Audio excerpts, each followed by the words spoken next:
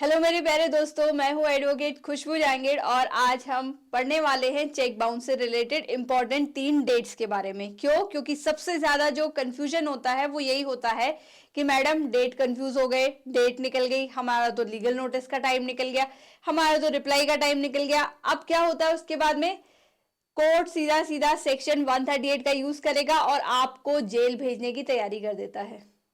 बड़ा मुश्किल काम होता है। एक बार यदि जेल चले गए ना, तो जेल से पीछा छुड़वाना मतलब कि एक खांडे की धार होती है। मैं कहूंगी कि बड़ा ही मुश्किल होता है उसमें प्रूफ करना। तो अपन को उस नौबत तक पहुंचे ही क्यों? हम यदि ये 3 इंपॉर्टेंट डेट्स याद कर लेंगे ना चेक बाउंस के केस में, तो आपको कोई भी कभी भी जेल नहीं पहुंचा सकता। इसीलिए कह रही हूं वीडियो को एंड तक जरूर देखना। आपको पता चलेगा कि आपके खिलाफ यदि कोई चेक बाउंस का केस हुआ है तो आपको कोई जेल नहीं पहुंचा पाएगा, आपको कोई एडवोकेट पागल नहीं बना पाएगा। तो वीडियो में एंड तक देखना। सबसे पहले मैं आपको बहुत ही सिंपल तरीके से, आपको ऐसा कोई कॉम्प्लिकेटेड तरीका नहीं बताऊंगी आपको, ना ही आपको ऐसे डेट्स में मैं आपको कंफ्यूज करने वाली हूँ। यदि आप कोई कॉम्पिटेटिव एग्जाम की तैयारी कर रहे हैं या फिर आप कोई एग्जाम्स, यदि कॉलेज के एग्जाम लिख रहे हैं, तो भी आपको ये बहुत ही इंपॉर्टेंट जो है डेट्स आपको पता चलेंगे और आपको समझ में आएगा और आप इसको आंसर्स में भी कोट कर सकते हैं। सबसे पहली चीज, आपको ये 3 डेट याद रखनी है: 30, 15, 30। ठीक है, ये 2 डेट्स एक साथ चलती है, ये सिंगल डेट एक साथ चलती है।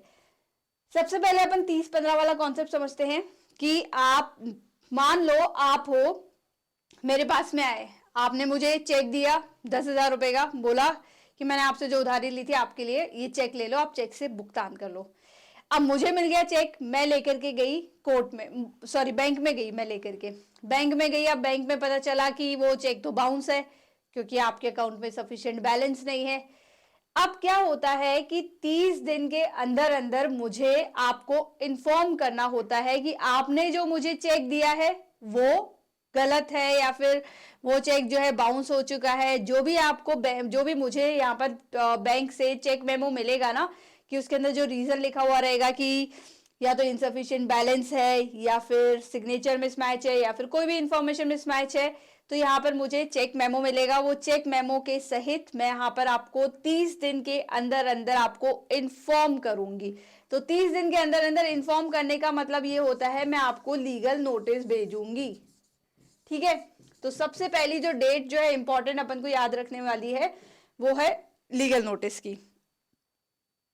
सेकेंड होती है ये 15 दिन की। 15 दिन तक अब मैं क्या करूंगी, मैं भाई साइलेंट बैठूंगी। 15 दिन तक आपको मुझे जवाब देना है। ठीक है, अब आपका भी काम, आप अपने आप याद रखो कि यदि मान लो आपके खिलाफ यदि कोई लीगल नोटिस आता है, तो आप भी ये वीडियो को अच्छे से देख लो। आपके पास कितने दिन का टाइम है? 15 दिन का। 15 दिन का टाइम याद से याद रखना, नहीं तो जेल जाना पड़ेगा। 15 दिन याद रखना। अब 15 दिन में क्या होता है कि यहाँ पर 15 दिन में मुझे आप जो है वो रिप्लाई करोगे। ठीक है, सबसे पहले मेरा काम क्या था कि लीगल नोटिस भेज देगा। मैंने 30 दिन के अंदर अंदर यहाँ पर लीगल नोटिस भेजा। 15 दिन के अंदर अंदर आप क्या करोगे? मुझे रिप्लाई भेजोगे। अब इसीलिए मैंने कहा था ये जो 2 डेट्स है ये बहुत ही इंपॉर्टेंट है। 30 और 15 दिन की आपको याद रखना है कि 30 दिन में लीगल नोटिस, 15 दिन में रिप्लाई। अब रिप्लाई आपने नहीं भेजा, अब रिप्लाई आपने नहीं भेजा तो मेरे पास में क्या ऑप्शन है? मैं तो सीधा जाऊंगी कोर्ट में केस करने के लिए। केस करने के लिए सीधा कोर्ट में जाऊंगी। तो मेरे पास में कितनी टाइम लिमिट है भाई? सिर्फ और सिर्फ 30 दिनों की टाइम लिमिट है। ठीक है, तो 30 दिन की टाइम लिमिट के बाद में मेरे पास में राइट अराइज हो जाता है। मैं चली जाऊंगी कोर्ट में, कोर्ट में जाकर के मैं केस रजिस्टर कर दूंगी। तो सबसे इंपॉर्टेंट चीज, आपको जो स्टार्टिंग की जो डेट है वो याद रखनी है 45 दिन की। 45 दिन में 30 दिन की लीगल नोटिस की, 15 दिन की रिप्लाई के वेट की। 45 दिन यदि शांति से निकल गए, शांति से सब कुछ हो गया, 45 दिन का सब कुछ टाइम निकल गया, 45 दिन के बाद 46वें दिन ही मेरे पास में राइट आ जाएगा कि मैं जाकर के कोर्ट में सेक्शन 138 ऑफ एनआई एक्ट का केस रजिस्टर कर दूं।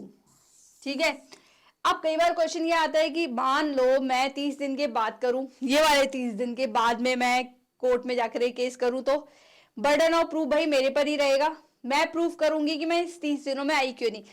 सबसे बेसिकली बात ये होती है कि कोर्ट पहली बात तो ये एक्सेप्ट ही नहीं करता है कि आप 30 दिन के बाद में जाकर के यहाँ पर एप्लीकेशन लगा रहे हो।